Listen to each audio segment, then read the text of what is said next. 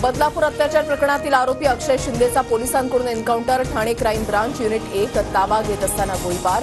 Self डिफेन्ससाठी पोलिसांनी अक्षयवर गोळी झाडल्याची माहिती.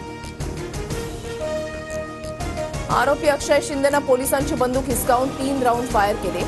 एपीआय निलेश मोरेवरही 1 गोळी झाडल्यानं ते गंभीर जखमी. उपचार सुरू. जे रुग्णालयामध्ये अक्षय शिंदेच्या मृतदेहाचं शवविच्छेदन करण्यात येणार. शवविच्छेदन झाल्यानंतर मृतदेह कुटुंबियांकडे सोपवणार. गुन्हा सिद्ध झालेला नसताना पैसे देऊन आमच्या पोराला मारलं. गोळ्या झाडा, आम्हीही मरायला तयार. अक्षय शिंदेच्या आईवडिलांचा गंभीर आरोप. आरोपी अक्षय शिंदेच्या मृत्यूची विशेष तपास पथकाकडून चौकशी होणार. ठाणे पोलिसांकडून एसआयटीची स्थापना. आर्थिक गुन्हे शाखेच्या पोलीस उपायुक्तांकडून तपास होणार. आरोपी अक्षयच्या पूर्वपत्नीनं अत्याचाराची तक्रार केल्यानंतर त्याला चौकशीसाठी नेताना गोळीबार. पोलिसांनीही आत्मसंरक्षणासाठी अक्षयवर गोळी झाडली. गृहमंत्री फडणवीसांची प्रतिक्रिया.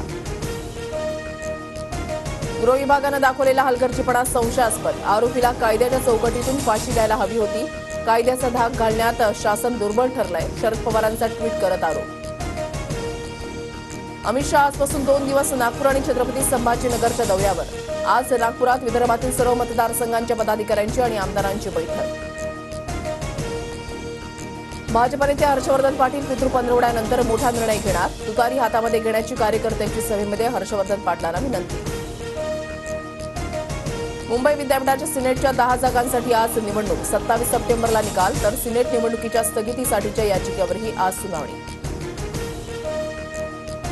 नंदुरबारमध्ये ई-केवायसी करण्यासाठी महिलांची रात्रीपासून बँकेबाहेर रांग. येण्या जाण्याचा खर्च परवडत नसल्यानं ग्रामीण भागातून तालुक्यामध्ये आलेल्या महिलांचा बँकेबाहेरच मुक्काम.